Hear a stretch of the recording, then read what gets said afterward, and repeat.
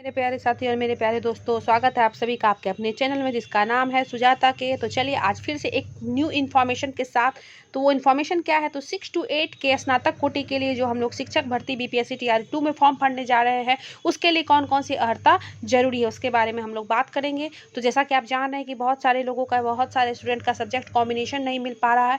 तो इन सब चीज़ों के बारे में हम लोग जानेंगे कि जो ऑफिशियल बीपीएससी की तरफ ऑफिस की तरफ से जो जारी की गई है उसमें क्या क्या अर्हता मांगी जा रही है, यानी कि कौन कौन सी अर्हता हो तभी आप फॉर्म भर सकते हैं। लेकिन उससे पहले आपको मेरे चैनल के जरिए और भी जानकारी चाहिए तो मेरे चैनल से में बने रहिए, उस मेरी वीडियोस को लाइक कर दीजिए, अगर चैनल को सब्सक्राइब कर दीजिए। तो सबसे पहले चलिए शुरुआत करते हैं कि यहाँ बिहार सरकार शिक्षा विभाग द्वारा जो अधिसूचना निकाली गई है, ये अधिसूचना कल के डेट की है, 11/11/2023 के अंतर्गत की गई है। तो इसमें हम लोग देखते हैं कि विभागीय अधिसूचना जो है वो 19/5/23 द्वारा राज्य के प्रारंभिक विद्यालयों में विद्यालय अध्यापकों की नियुक्ति के संबंध में मार्ग निर्देश निर्गत किए गए हैं। तो उसके बाद 22/8/19 का संदर्भ देते हुए अभ्यावेदन समर्पित किया गया है। पूर्व में उक्त अधिसूचना में वर्ग 6 से 8 के स्नातक कोटि की शिक्षकों के लिए अर्हता को समाहित करते हुए विभागीय अधिसूचना 19/5/2023 को संशोधित किया गया था। अब उसके अंतर्गत हम लोग देखिए बातें करते हैं कि क्या क्या चीज़ थी। तो पहले है कि नियुक्ति हेतु न्यूनतम शैक्षणिक एवं प्रशैक्षणिक अर्हता, यानी कि सबसे पहले क्या होना चाहिए, तो वो स्नातक विद्यालय विश्वविद्यालय अनुदान आयोग से मान्यता प्राप्त यानी यूजीसी से जो है उसकी डिग्री होनी चाहिए। नहीं तो वो कम से कम 50% अंकों के साथ स्नातक या स्नातकोत्तर तथा बीएड होना चाहिए, अथवा न्यूनतम 45% अंकों के साथ स्नातक और शिक्षा शास्त्र में 1 वर्षीय स्नातक बीएड हो, जो कि पहले होता था। इसके अलावा आप देख सकते हैं बीएलएड हो या बीएससीएड हो या बीएड हो विशेष शिक्षा के साथ, या जो है वो 55% अंकों के साथ अथवा उसके समकक्ष ग्रेड के स्नातकोत्तर और 3 वर्षीय एकीकृत बीएड एमएड, यानी कि बीएड एमएड की जो इसमें मांगी जा रही है क्वालिफिकेशन, वो सारी चीज़ें यहाँ दी गई है। अब आइए हम लोग दूसरे पेज में चलते हैं कि यहाँ पे क्या कहा जा रहा है कि यहाँ देखिए, अथवा अब यहाँ पे आइए, बीएससी बायोटेक्नोलॉजी और बीएससी इलेक्ट्रॉनिक्स तथा बीएड होना चाहिए।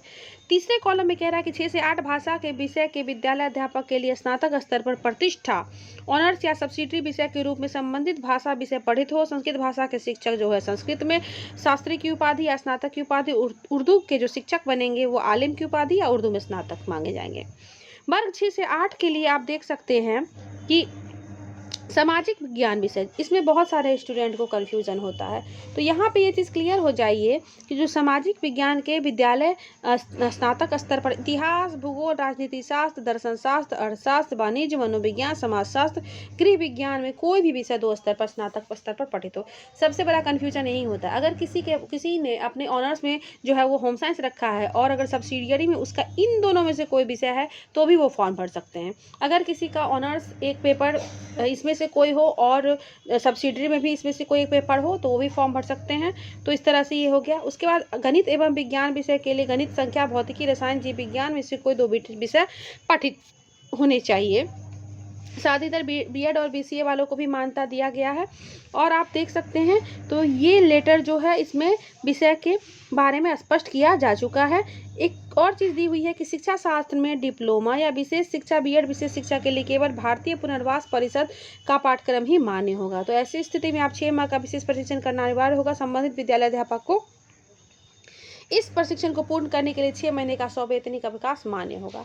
तो इस तरह से आप देख सकते हैं कि 6 to 8 के लिए जो क्या क्या चीज़ें फॉर्म में लगेंगी और किस किस हिसाब से आप फॉर्म भरेंगे। साथ ही में ही एक और जानकारी मैं आपको देना चाहूँगी कि बिहार लोक सेवा आयोग के द्वारा ये एक सूची जारी की गई है कि फॉर्म भरने के लिए जो आप देख सकते हैं बहुत चीज़ यहाँ पे ये चीज़ें आ रही थी कि ये है क्या, तो ऑनलाइन आवेदन पत्र में जो STET 2023 के रिजल्ट कार्ड के नंबर पर आप BSEB का यूनिक ID देंगे और निर्गत तिथि के स्थान पर परीक्षा पर प्रकाशन की तिथि अंकित करेंगे। यानी कि जो आपका BSEB यूनिक ID है उसको आप रिजल्ट कार्ड का नंबर बताएंगे और 3 अक्टूबर यानी 3/10/2023 को जो है आप वो प्रकाशन की तिथि अंकित करेंगे। साथ ही जो है ऑनलाइन आवेदन में मध्य विद्यालय और प्रारंभिक शिक्षक के लिए CTET में भी सीरियल नंबर एवं निर्गत तिथि ही अंकित करेंगे। विज्ञापन की शेष शर्त से यथावत रहेंगी। तो यहाँ पे जो कन्फ्यूजन हो रहा था वो अतुल प्रसाद जी के द्वारा इसे स्पष्ट कर दिया गया है कि आप अंक पर सीटेट के अंक पत्र में आप सीरियल नंबर देंगे और निर्गत तिथि में जिस दिन आपका निकला है वो चीज़ें देंगे।